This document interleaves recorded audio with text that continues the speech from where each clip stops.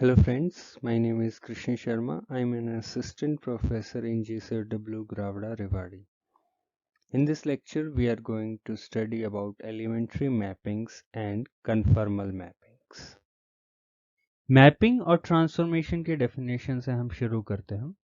Suppose कीजिए कि हमारे पास एक फंक्शन है जो C to C है, तो यहाँ पे हमारे पास दो कॉम्प्लेक्स प्लेन होंगे। जो पहला कॉम्प्लेक्स प्लेन है वहाँ पे हम एक पॉइंट इमेजिन करते हैं Z, जिसको हम लिख सकते हैं x plus iota y. x हमारे पास रियल पार्ट है और y हमारे पास इमेजिनरी। z मैप करेगा एफ जेड के ऊपर, जिसको हम w से भी डिनोट कर सकते हैं, और इसको हम लिख सकते हैं u x Y plus iota we x Y.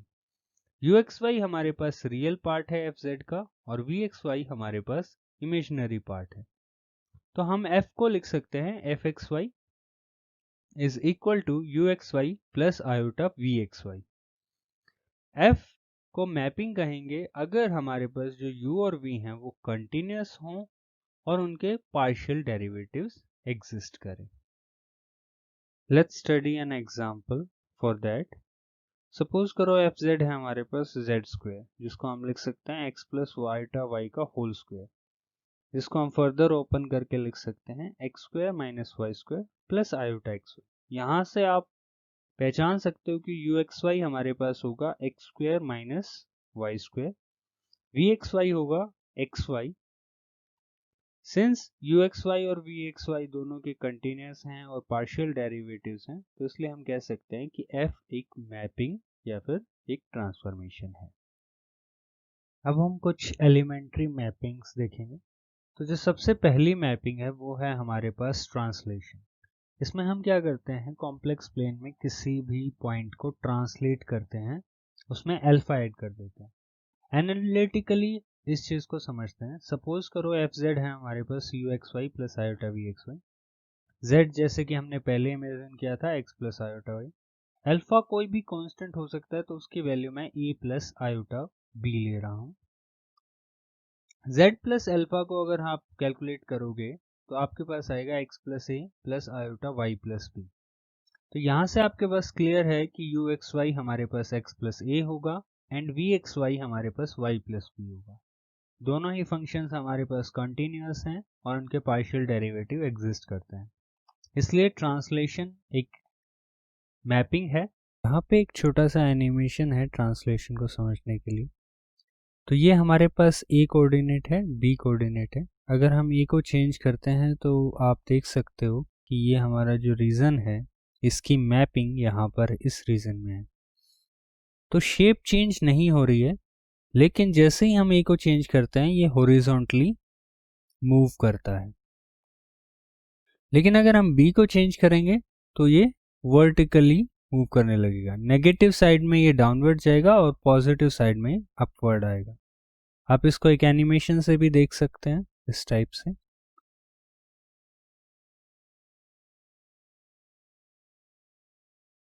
आप चाहें तो इस पॉइंट को मूव करके भी इस ए और बी की वैल्यू डिसाइड कर सकते हैं, और आप जहां इसको लेके जाना चाहें वहां लेके जा सकते हैं। चलिए एक क्वेश्चन सॉल्व करते हैं। What is the reason into which the rectangular region bounded by x equal to 0, y equal to 0, x equal to 2, y equal to 1 is mapped under the transformation w is equal to z plus 1 minus 2 iota? Clearly हमें पता है ये एक translation mapping है जहां पर a हमारे पास 1 है और b हमारे पास -2 है। अगर हम u फाइंड आउट करें तो u इजीली मिल जाएगा हमारे पास पिछले फॉर्मूले की हेल्प से।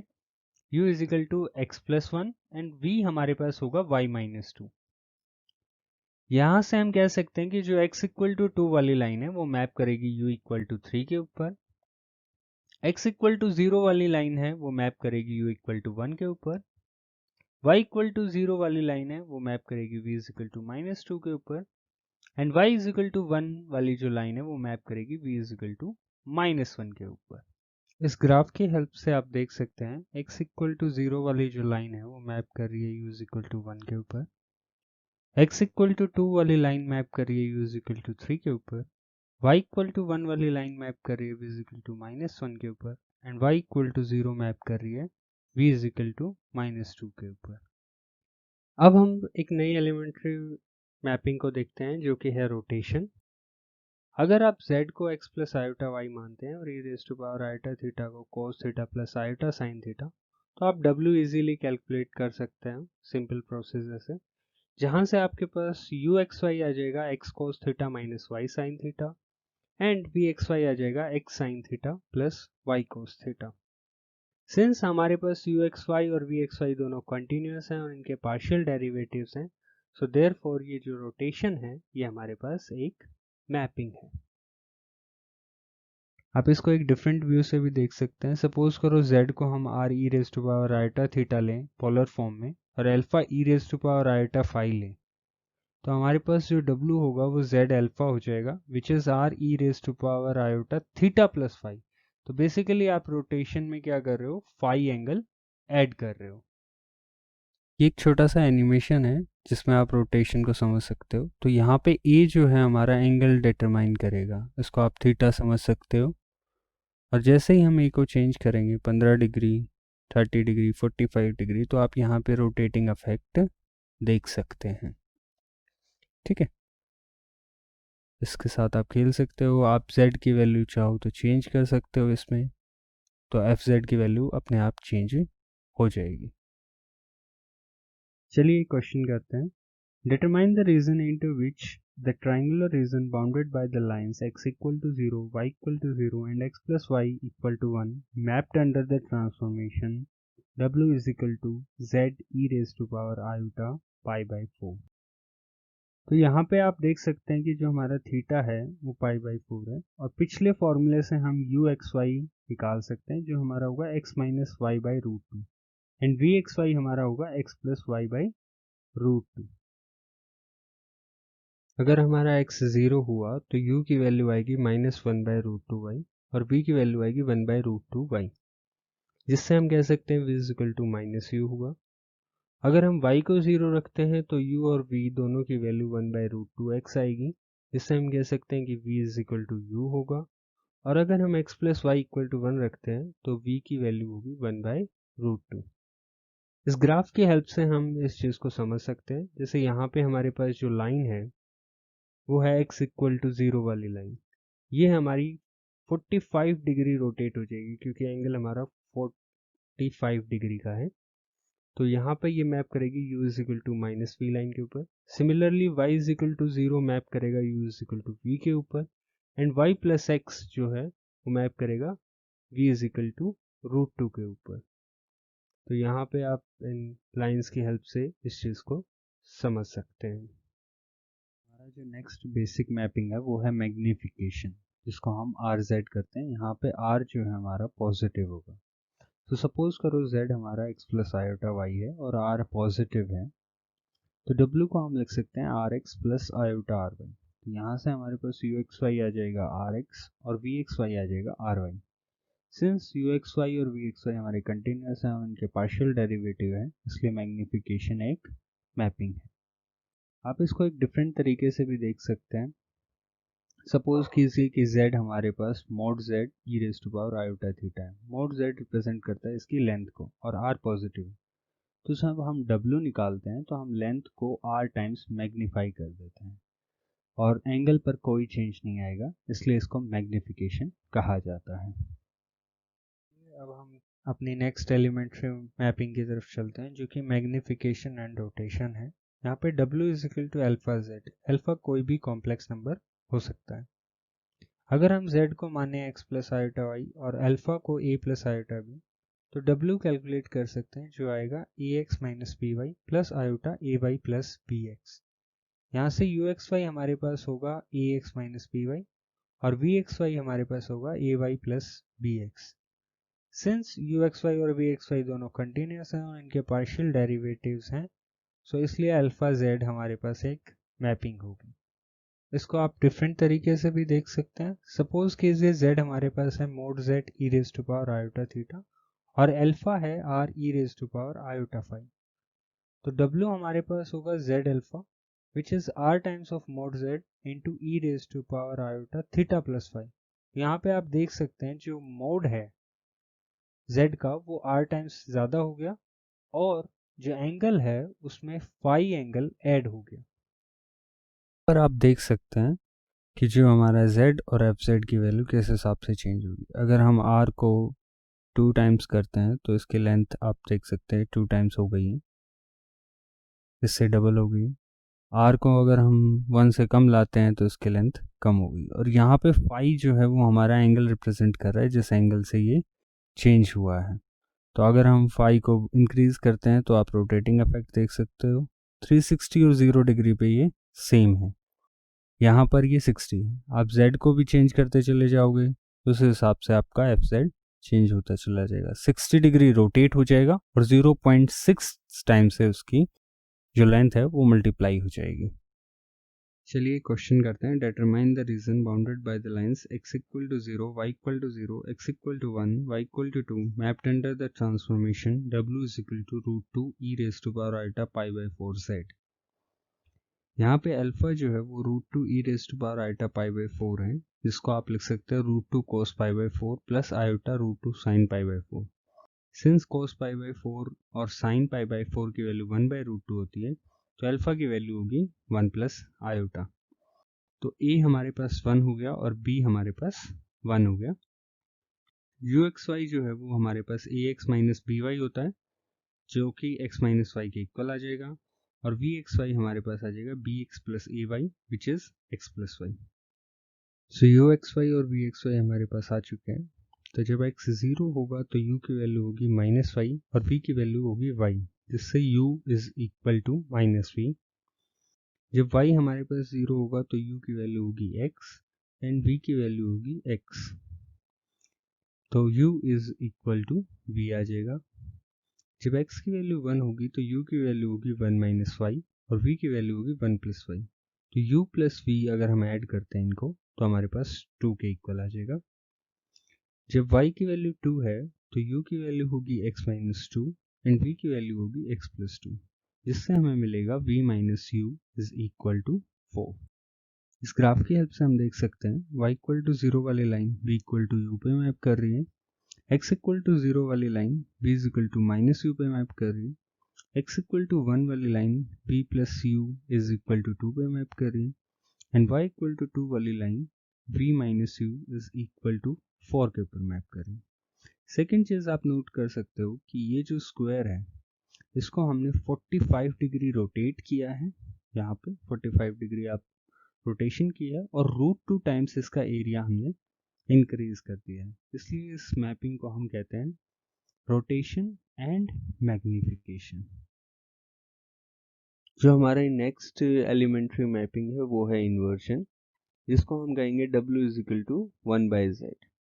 तो सपोज कीजिए z हमारे पास x प्लस आयोटा y है, w हमारे पास 1 बाय z होगा जिसको आप 1 by x plus iota y भी लिख सकते हैं। आप इसको रैशनलाइज करेंगे तो हमारे पास x by X square plus Y square plus iota minus Y by X square plus Y square आ जाएगा।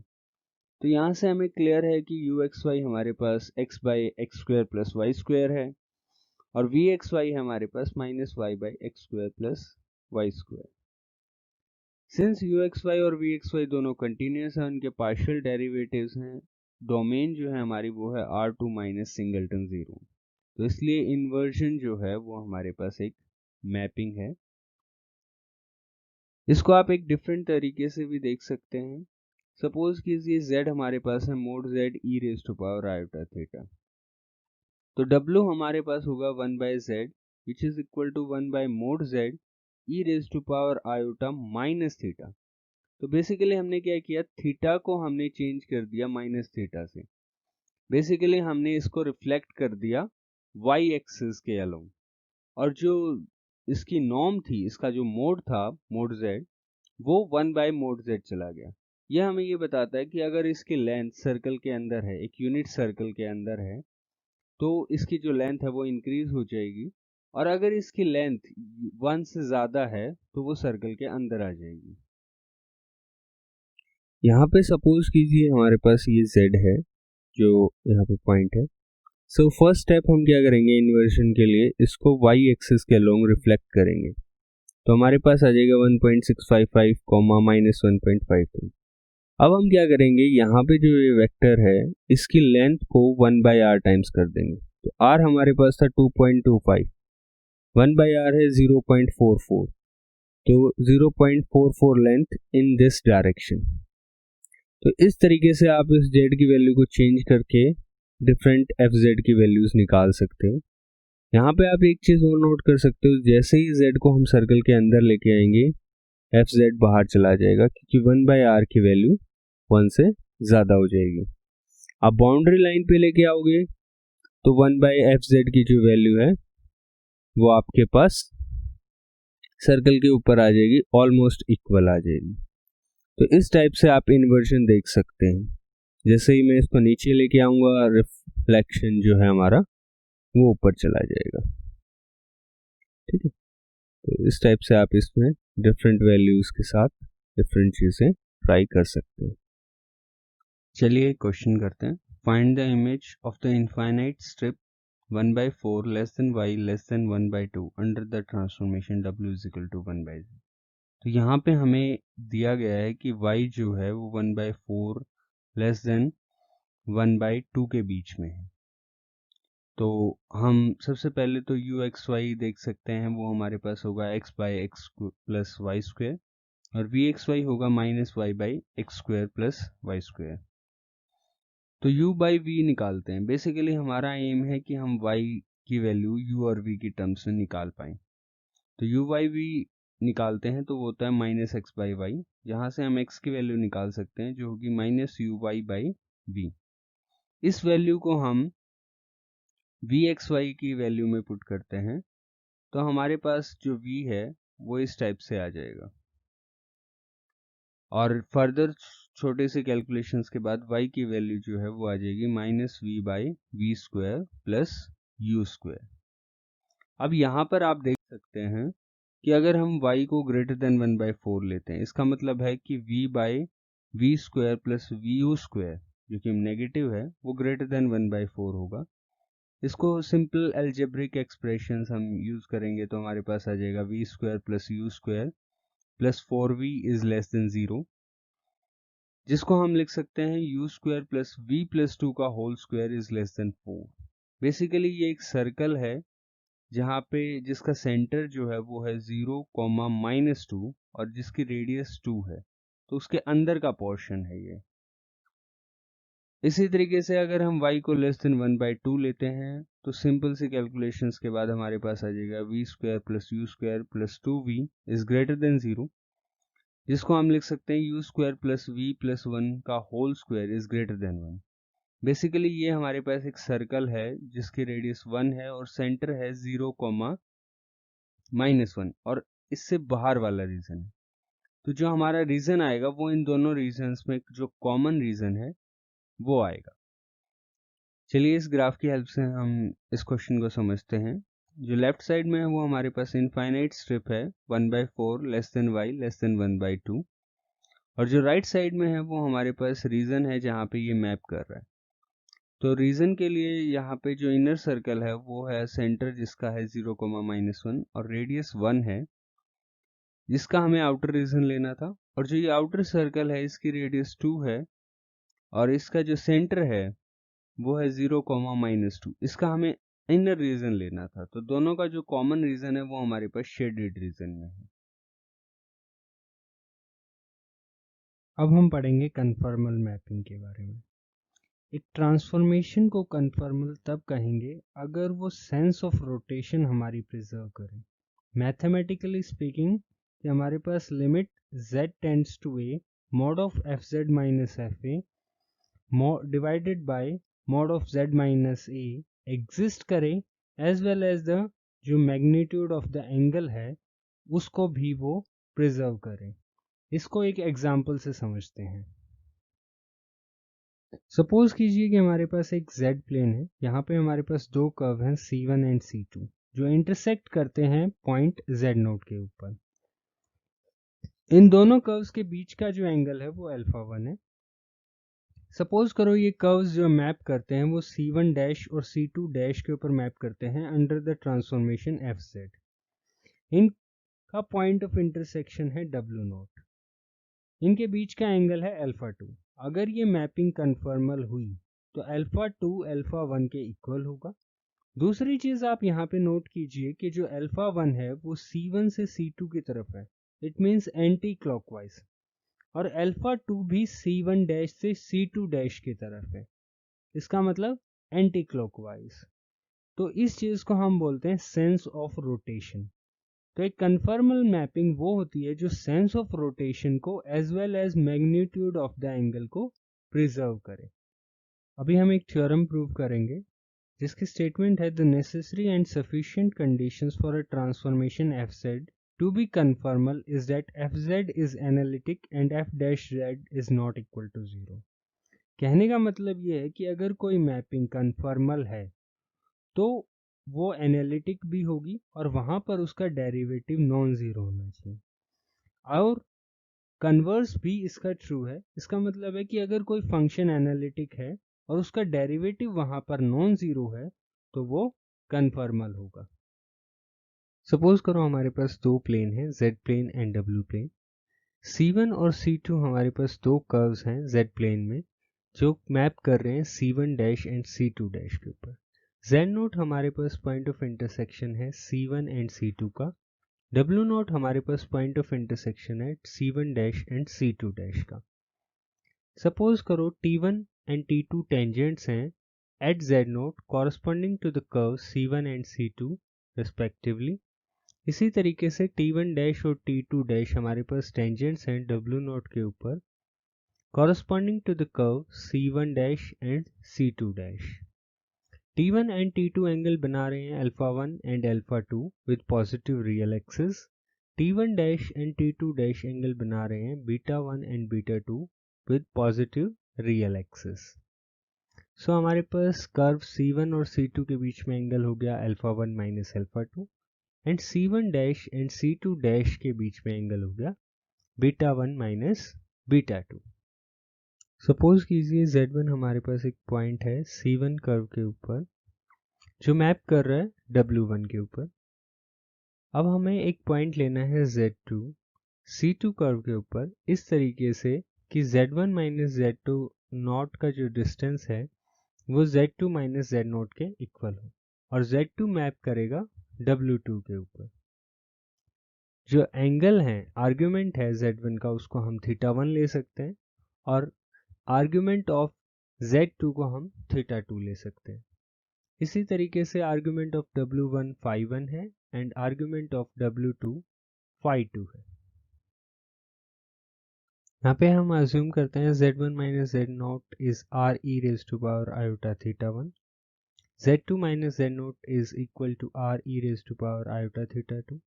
ये हमने अज्यूम किया था कि दोनों की जो लेंथ होगी Z1 माइनस Z नोट और Z2 माइनस Z नोट की लेंथ इक्वल होगी, इसलिए हमने इन दोनों की जो लेंथ है वो R ली है।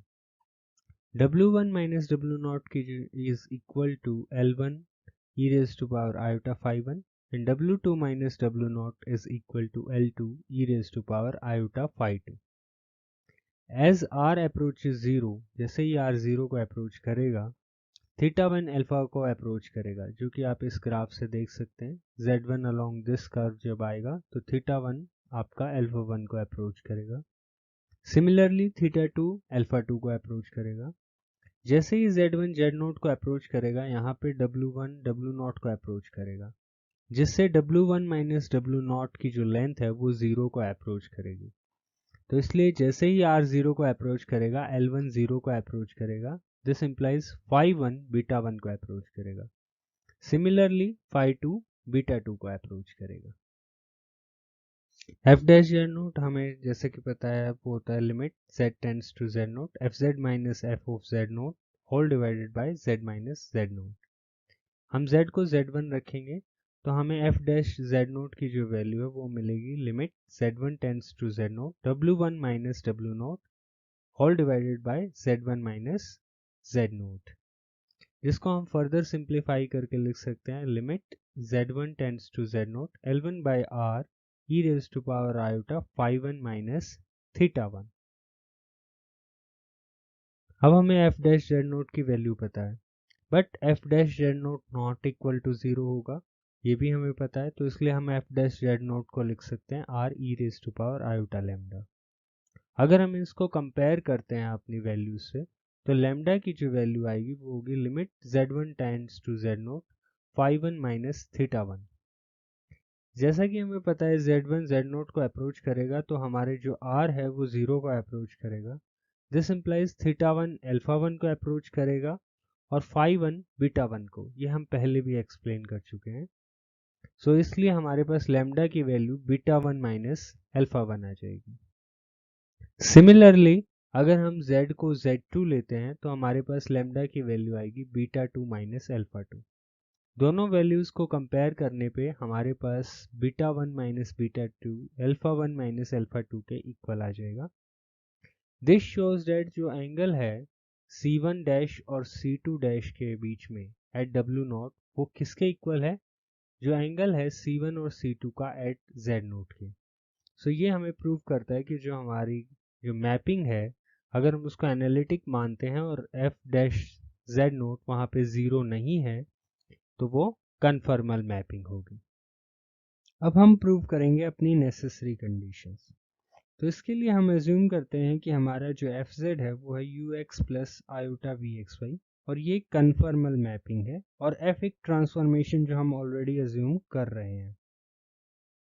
अब इस फिगर को ध्यान से देखिए, यहाँ पे हमारे पास एक z प्लेन है जिसमें हम d अल्फा मान रहे हैं z माइनस z0 के मोड को, ठीक है। और इसी के कॉरस्पॉन्डिंग z मैप कर रहा है w पे, z0 मैप कर रहा है w0 पे और w माइनस w0 की जो लेंथ है उसको हम मान रहे हैं d बीटा। तो d अल्फा और d बीटा क्या हुए? स्मॉल चेंज हैं z प्लेन में और w प्लेन में रिस्पेक्टिवली। मतलब d अल्फा z प्लेन में एक छोटा सा चेंज है और d बीटा w प्लेन में एक छोटा सा चेंज है। यहाँ से आप ये चीज नोट कर सकते हैं कि d अल्फा का होल स्क्वायर dx का होल स्क्वायर प्लस dy का होल स्क्वायर के इक्वल होगा बाय पाइथागोरियन थ्योरम। और dx का मतलब है small change in x and dy का मतलब है स्मॉल चेंज इन y। इसी तरीके से d बीटा का whole square du square plus dv के होल स्क्वायर के इक्वल होगा और du हमारे पास होगा small change in u and dv हमारे पास होगा स्मॉल चेंज इन v। यहाँ पे आप देखिए कि हम लिख रहे हैं du is equal to partial u by partial x into d x plus partial u by partial y into d y. Partial u by partial x का मतलब होता है कि u हमारे पास x के विद रिस्पेक्ट में किस रेट से चेंज हो रहा है और अगर आप उसको dx से मल्टीप्लाई कर देंगे, मतलब चेंज इन x से मल्टीप्लाई कर देते हो, तो वो हमें बताता है टोटल चेंज इन u। इसी तरीके से partial u by partial y हमें ये बताता है कि y के विद रिस्पेक्ट में u किस हिसाब से चेंज हो रहा है और जब आप उसको चेंज इन y से मल्टीप्लाई कर दोगे तो अगेन वो हमें ये बताएगा change in u with respect to y और दोनों को ऐड करने के बाद हमारे पास आ जाएगा complete change in u। Similarly हम लिख सकते हैं dv is equal to partial v by partial x into d x plus partial v by partial y into d y. ये दोनों ही वैल्यूज हम d बीटा के होल स्क्वायर में रखेंगे तो हमारे पास जो रिजल्ट है वो इस टाइप से आ जाएगा, that is partial u by partial x का whole square plus partial v by partial x का होल स्क्वायर इंटू dx का whole square plus partial u by partial y का whole square plus partial v by partial y का whole square whole multiplied by dy whole square plus 2 times of partial u by partial x into partial u by partial y plus partial v by partial x into partial v by partial y all multiplied by dx into dy। जैसा कि हमें पता है कि हमारे पास fz जो है conformal है, इसलिए जो हमारी रेशियो है d बीटा का whole square ratio d alpha का होल स्क्वायर वो डायरेक्शन के इंडिपेंडेंट होगी। मतलब उनकी कोई भी डायरेक्शन हो they are not going to change. इसका मतलब है कि हम उनको कंपेयर कर सकते हैं डी बीटा का whole square and d alpha के होल स्क्वायर को। यहाँ पे मैंने डी अल्फा की वैल्यू हमने जो अभी निकाली थी वो लिखी है और डी अल्फा का होल स्क्वायर हमें पता ही है कि जो है डी एक्स का whole square plus d y का होल स्क्वायर। अब अगर हम इनको कंपेयर करते हैं तो हमारे पास आएगा del U by del X का whole square plus del V by del X का whole square is equal to 1 and del u by del y का whole square plus del v by del y का whole square is equal to 1। और जो last में हमारे पास quantity बची है ये हमारे पास इक्वल टू 0 हो जाएगा, क्योंकि डी अल्फा का होल स्क्वायर में कोई भी dx dy की टर्म नहीं है। सबसे पहले हम इस इक्वालिटी का यूज करेंगे, तो हम इस चीज को लिख सकते हैं del you upon del X del we upon del Y is equal to minus del we upon del X upon del you upon del Y. इसको हम लैम्डा के इक्वल मान लेते हैं। This implies del you upon del X हमारे पास lambda del we upon del Y हो जाएगा, जो कि फर्स्ट इक्वालिटी से आएगा, और सेकंड इक्वालिटी से हमारे पास आएगा del we upon del x is equal to minus lambda del you upon del Y. यहाँ पे हमारे पास ये दो इक्वेशन है, del you upon del X की वैल्यू है हमारे पास, del we upon del X की वैल्यू है, तो ये वैल्यू हम इस इक्वेशन में पुट करते हैं और बाय सिंपल अलजेब्रा, क्योंकि सिंपली हम करेंगे तो हमारे पास जो फाइनल इक्वेशन आ जाएगी वो ये आ जाएगी, lambda square minus 1 whole multiplied by del you upon del Y का whole square plus del we upon del Y का whole square is equal to 0, जिससे हमारे पास एक कंडीशन आएगी कि लैम्डा स्क्वायर हमारे पास 1 के इक्वल होना चाहिए। दिस इंप्लाइज कि लैम्डा की वैल्यू प्लस माइनस 1 होगी। अगर हम लैम्डा की वैल्यू 1 लेते हैं तो हमारे पास आएगा del you upon del x is equal to del we upon del Y and del we upon del x is equal to minus del you upon del y, which shows that u और v दोनों Cauchy Riemann equations को satisfy करते हैं, इसलिए जो हमारा fz है वो एनालिटिक हो जाएगा। अब हम अपना सेकंड केस लेते हैं जहां पे लैम्डा हमारे पास -1 हो। इस केस में हमारे पास del you upon del X आएगा minus del we upon del Y and del we upon del X आएगा del you upon del Y. अगर हम v को माइनस वी से रिप्लेस करते हैं तो हमारे पास यही इक्वेशन दूसरे तरीके से आ जाएगी, which is del you upon del x is equal to del of minus v by del y and minus of del of minus v by del x is equal to del u upon del y, जो कि Cauchy-Riemann equations को satisfy करते हैं। तो इसका मतलब हमारे पास क्या हुआ कि fz का जो कॉन्जुगेट है वो एनालिटिक है, और हम ऑलरेडी प्रूव कर चुके हैं कि एनालिटिक फंक्शंस जो हैं वो कन्फर्मल होते हैं। तो दिस इंप्लाइज fz का जो कॉन्जुगेट है वो कन्फर्मल होगा। fz ऑलरेडी कन्फर्मल है और उसका कॉन्जुगेट भी हमारे पास कन्फर्मल होगा। दिस इंप्लाइज जो हमारे पास z कॉन्जुगेट है वो हमारे पास कन्फर्मल हो जाएगा, बट ऐसा पॉसिबल नहीं है क्योंकि z हम कॉन्जुगेट हमारे पास एक कन्फर्मल मैपिंग नहीं होती है, इसलिए हम लैम्डा इज इक्वल टू -1 को कंसिडर नहीं करेंगे। ये केस हमारे पास पॉसिबल नहीं होगा। यहाँ पे होमवर्क के लिए आपके लिए कुछ क्वेश्चंस हैं।